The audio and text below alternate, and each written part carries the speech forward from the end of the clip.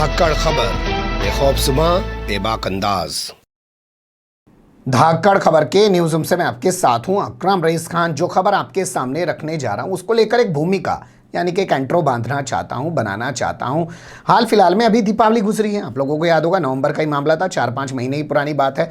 तो उस दौरान टीवी पर एक एडवर्टीजमेंट आ रहा था, किसी चॉकलेट कंपनी का वो एडवर्टीजमेंट था कि एक शख्स की दुकान बंद होने जा रही है, दूसरा एक शख्स आके उसकी मदद करता है, कह रहा है ये पैसे ले और अपनी दुकान को बिकने से बचा ले, बर्बाद होने से बचा ले। तो वो कहता है तू तो मेरा दुश्मन है, मैं तेरा दुश्मन हूं, लेकिन ये व्यापारिक दुश्मनी है।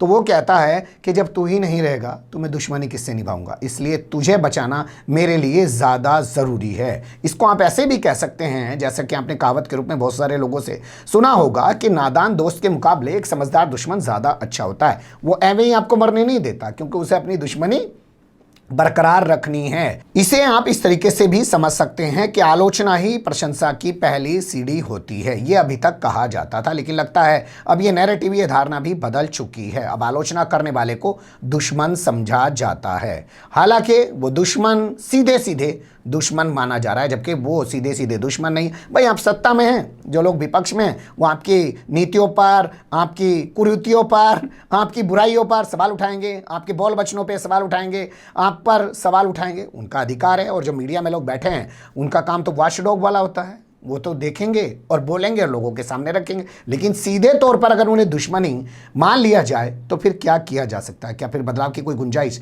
बचती है? सुना था हमने कि समझदार लोग अपने आसपास आलोचक रखते हैं ताकि अपनी चीज़ों में सुधार करते रहें, क्योंकि जो आपके आसपास चाटुकार होंगे वो तो हमेशा अच्छी अच्छी बातें करेंगे, लेकिन जो आलोचक होगा जब वो आपकी कमियां गिनाएगा और आप उनमें सुधार करेंगे तो आप अपनी शख्सियत में भी और अपने समाज में भी, अपने देश में भी बेहतर कुछ कर पाएंगे। लेकिन अब ये नहीं है, अब चीज़ें बदल गई हैं। आप कह रहे होंगे इतनी लंबी कहानी सुना दी, भैया मुद्दा तो बता दे। तो मुद्दा ये है कि 4 मिनट का वीडियो प्रधानमंत्री का आपके लिए निकाल के लाया हूं, उसे देख लीजिए, फिर बताऊंगा कि कैसे इस पूरे मामले को देखा और समझा जा सकता है और क्यों ये सवाल खड़ा हो रहा है कि आखिर जो आलोचक हैं वो दुश्मन बन के रह गए हैं।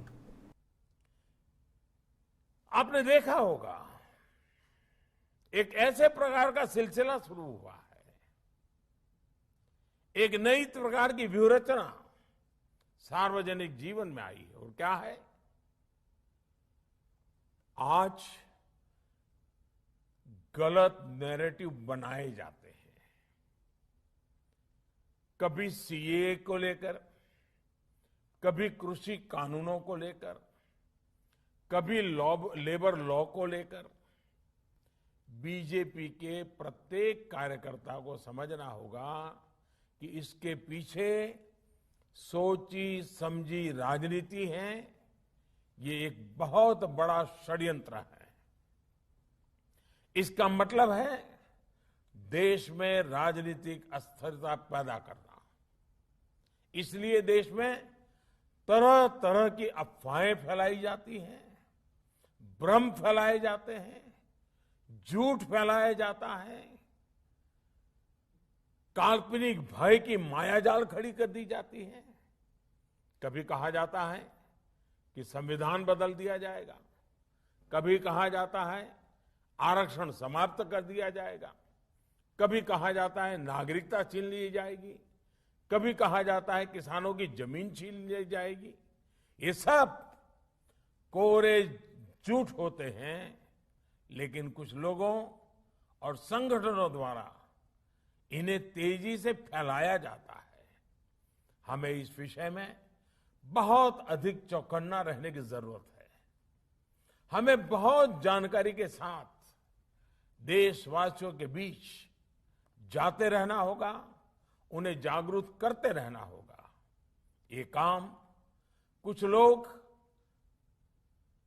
जो ये अफवाहें फैलाने का काम करते हैं, नैरेटिव बदलने का काम करते हैं, काल्पनिक भय खड़ा करते हैं, ये जो कुछ लोग हैं ज्यादातर तो वो हैं जो अपनी पराजय को स्वीकार न कर पाने की वजह से करते रहते हैं।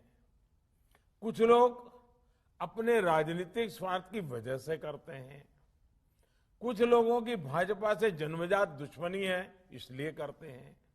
लेकिन ये लोग ऐसे कार्य कर रहे हैं जो देश को बहुत लंबे समय तक नुकसान पहुंचाएगा। सुन लिया आपने प्रधानमंत्री को। प्रधानमंत्री का ये भाषण सुनने के बाद सबसे पहले आपके जहन में यह आना चाहिए कि ये भाषण उन्होंने दिया कहाँ है। तो 6 अप्रैल को इनकी पार्टी का स्थापना दिवस था। इस मौके पर इन्होंने अपनी पार्टी के कार्यकर्ताओं को संबोधित किया। 29-30 मिनट का एक वीडियो लाइव किया, उसमें से निकाल के हम ये लेके आए हैं। इसमें उन्होंने लगातार कई चीज़ें कही। उन्होंने कहा साहब सीए को लेकर लोग कह रहे हैं कि उनकी नागरिकता खत्म हो जाएगी, हंगामा बर्पा कर देते हैं। कुछ लोग कहते हैं कि कृषि कानून के जरिए किसानों की जमीन हड़प ली जाएगी, इसको लेकर एक हंगामा खड़ा कर देते हैं। कुछ लोग लेबर कानून को लेकर बवाल मचाना शुरू कर देते हैं। तो आजकल ये नए नैरेटिव गढ़े जा रहे हैं।